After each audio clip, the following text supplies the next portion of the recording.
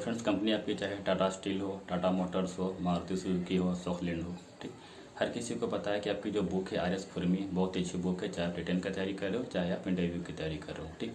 But और हर कोई इस बुक को खरीदता भी है। आर.एस. खुरमी बुक आप देखोगे कि प्लेसमेंट के लास्ट टाइम डाली जाती है, हर किसी के पास आर.एस. खुरमी बुक आ ही जाता है। बट वो एक्चुअल में से इस बुक को हम कैसे यूज़ करें, कैसे पढ़ाई करें, किसका हम मैक्सिमम इसका बेनिफिट ले सकें, ठीक। तो ये आज के इस वीडियो में हम बात करेंगे। और फ्रेंड्स, अगर आपको लगता है कि वीडियो में काफ़ी स्लो बोलता हूँ तो आप ऊपर में जा करके वहाँ से जाकर आप इसका स्पीड को बढ़ा करके आप देख सकते हो। बट वीडियो को पूरा देखना आपके लिए काफ़ी ज़्यादा हेल्पफुल होगा। अगर लगे कि मैं स्लो बोल रहा हूँ तो आप स्पीड को इंक्रीज कर सकते हो, ठीक। तो इस चीज़ को पहले हम दो पार्ट में डिवाइड करते हैं, ठीक।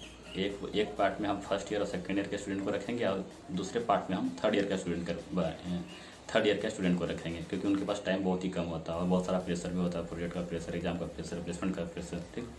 उसके बाद हम बात करेंगे कि फर्स्ट ईयर और सेकेंड ईयर के स्टूडेंट को इस बुक को कैसे पढ़ना चाहिए और जो थर्ड ईयर के जो स्टूडेंट है उन्हें इस बुक को कैसे पढ़ना चाहिए, ठीक। तो सबसे पहले और साथ में मैं अपना साथ में ये भी शेयर करूँगा कि जो मैं था अपने टाइम में किस तरह से इस बुक को पढ़ता था, ठीक। तो फ्रेंड्स, सबसे पहले मैं ये कहूँगा कि आप हमेशा आप सीनियर के टच में रहिए।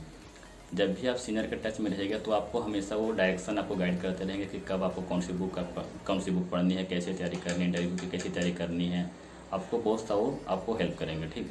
तो मैं फर्स्ट और सेकंड ईयर के स्टूडेंट के लिए सबसे पहले बात करता हूँ, ठीक। क्योंकि देखिए, फर्स्ट और सेकंड ईयर में उतना रहता किसी पास बर्डन रहता है नहीं, उनके पास बहुत ज़्यादा टाइम होता है, ठीक। तो आर.एस. खुरमी में आप देखिए, अगर आप फर्स्ट सेमेस्टर में हो, चाहे आप सेकेंड सेमेस्टर में हो, ठीक।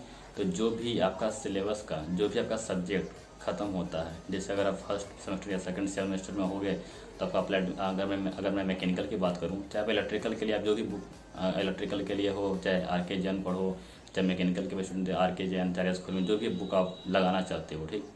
तो जैसे आपका सेमेस्टर ख़त्म होता है, चाहे अगर फर्स्ट सेमेस्टर में हो, सेकंड सेमेस्टर में हो, जैसे आपका सेमेस्टर ख़त्म होता है, ठीक। अगर आपका मान लीजिए आपका फर्स्ट सेमेस्टर का एग्ज़ाम ख़त्म हो गया, आप अप्लाइड मैकेनिक्स, ठीक। तो आप अप्लाइड मैकेनिक्स को अभी जा करके आप लगा लीजिए। इवन अगर मैं अपनी बात करूँ तो मैं जिसमें आपका सेमेस्टर चलते रहता था, जैसे अभी अप्लाइड मैकेनिक्स क्लास में पढ़ाई होती थी कॉलेज में जा करके, तो मैं उसी टाइम आर.एस. खुरमी लगाते रहता था, ठीक। और ये इसके बारे में मुझे कहाँ पता चलता था, तो मेरे जो सीनियर थे उनके मैं हमेशा 2-3 सीनियर के टच में हमेशा रहता था, तो मुझे हमेशा गाइड करते थे कि हाँ, आप इनिशियल से ही सब काम करते जाओ। तो जिसमें जब सेमेस्टर चलता था तो उसी, अगर अप्लाइड मैकेनिक्स का चल रहा है तो उसी टाइम में अप्लाइड मैकेनिक्स का सारा क्वेश्चन लगा लेता था, ठीक। इससे फ़ायदा क्या होता था कि अगर कुछ क्वेश्चन मुझे नहीं आ रहा तो अगर सर रेडी हैं बताने को तो सर से जाकर पूछ लिया, या फिर कोई फ्रेंड है, वो जो अपना एक सर्कल होता था जिसमें मैक्सिमम जो लड़के होते थे, पढ़ने वाले लड़के होते थे, तो उनसे मैं जा करके पूछता था क्वेश्चन, वो आंसर बता देते थे, ठीक। और मैं ये भी करता था कि जो बुक होता था, ठीक, उसमें हमेशा पेंसिल से रखता था, पेंसिल से हमेशा मैं लिखता था। जैसे अगर ये क्वेश्चन अगर पूछना है तो उसमें AS के लिख देता था, आस्क मतलब ये क्वेश्चन पूछना है। जो क्वेश्चन लगा कि ये इंपॉर्टेंट क्वेश्चन है उसमें IMP लिख दिया कि इंपॉर्टेंट क्वेश्चन है। जो क्वेश्चन बन तो गया बट उस पर मुझे उतना ज़्यादा कॉन्फिडेंस नहीं है, उस पर ज़्यादा मुझे उतना पकड़ नहीं है, तो उसमें मैं RE भी लिख देता था कि रिविज़न करना है। ऑलमोस्ट मैं हर एक क्वेश्चन में ऐसा समय टिक लगा देता था, ठीक। और अभी जब आप इनिशियल में करोगे तो आपको लगेगा अरे भाई ये मैं क्या कर रहा हूँ, कितना क्वेश्चन को टिक लगाऊँ, कितना मैं ये सब लिखूँ। बट इसी चीज़ को जब आप थर्ड ईयर में जाओगे, जब प्लेसमेंट का टाइम आएगा, तो यही सब चीज़ आपको दिखेगा कि हाँ, ये सब तो क्वेश्चन मैंने किया हुआ हूँ। आपको अंदर से कॉन्फिडेंस भी आएगा, आपको पता हुआ कि हाँ, ये क्वेश्चन इंपॉर्टेंट है, इस क्वेश्चन को रिविज़न करना है, इस क्वेश्चन को पूछना है। ये सब आपको पहले से आपका सब चीज़ क्लियर रहेगा। और इसके लिए आप एक कॉपी भी बना कर रख सकते हो, उसमें आपको जैसे आप अप्लाइड मैकेनिक्स का क्वेश्चन लगा रहे हो, ठीक। उसमें तो लगा कि हाँ, ये फार्मूला इंपॉर्टेंट है, चाहे ये कॉन्सेप्ट इंपॉर्टेंट है, चाहे ये क्वेश्चन इंपॉर्टेंट है, तो उसको आप लिख सकते हो। और यही कॉपी आपका बाद में जाकर के आपको बहुत ज़्यादा हेल्प करेगा, ठीक। तो फर्स्ट और सेकंड ईयर के जो भी स्टूडेंट हैं उनसे मैं ये कहूँगा कि जैसे आपका सेमेस्टर ख़त्म होता है, इवन सेमेस्टर के टाइम में जब आपका जो भी आपका सिलेबस रन कर रहा है, चाहे आप सोम की बात करूँ, स्ट्रेंथ ऑफ मटेरियल की, चाहे फ्लूइड मैकेनिक्स की, ठीक।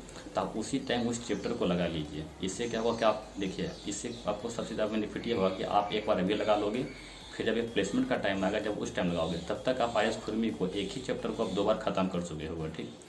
जब आप फर्स्ट या सेकंड ईयर में रहोगे तो आपके पास इतना टाइम रहेगा कि आप, अगर आप अप्लाइड मैकेनिक्स की बात करूँ या फिर स्ट्रेंथ ऑफ मटेरियल की बात करूँ, आपके पास इतना टाइम होगा कि आप इस सब्जेक्ट का एक एक क्वेश्चन को लगा पाओगे, ठीक। लेकिन जैसे अगर आप थर्ड ईयर में जाओगे तो वहाँ पे आप चाहोगे कि हर एक क्वेश्चन को मैं लगा लूँ, क्योंकि आप देखोगे ना आर.एस. खुरमी में एक एक सब्जेक्ट में, एक एक चैप्टर में आपको करीब 200-250 क्वेश्चन मिलेंगे, ठीक। तो वहाँ पे जब आप थर्ड ईयर में जाओगे तो आपके पास उतना टाइम नहीं होगा कि आप हर एक क्वेश्चन को वहाँ पे लगा पाओ, इतना वहाँ पे टाइम नहीं रहता थर्ड ईयर में, ठीक। जबकि आप फर्स्ट ईयर में आपके पास बहुत सारा टाइम है, तो आप हाँ मतलब चिल करो, मौज मस्ती भी करो, लेकिन आपके पास टाइम है, इस टाइम को यूटिलाइज करो, ठीक। और अब मैं इस तरह करता भी था, क्योंकि मैं एक्चुअली मैं बिहार का हूँ, तो मैं दिल्ली जाकर गया था पढ़ने के लिए। तो मैंने पहले अपने माइंड में सेटअप कर लिया था कि भाई मतलब बिहार से आया हूँ दिल्ली, तो भाई प्लेसमेंट तो लेकर के ही जानी है। ये मैंने पहले ऑलरेडी अपने माइंड में सेटअप कर चुका था इस बात को, मुझे प्लेसमेंट लेकर ही जाना है। इसलिए क्या था कि मैं इनिशियल से अलर्ट था, हर एक चीज़ में पहले से मतलब कि रेडी करके रखता था। हमेशा अपने जो सीनियर का उसके टच में रहता था हमेशा।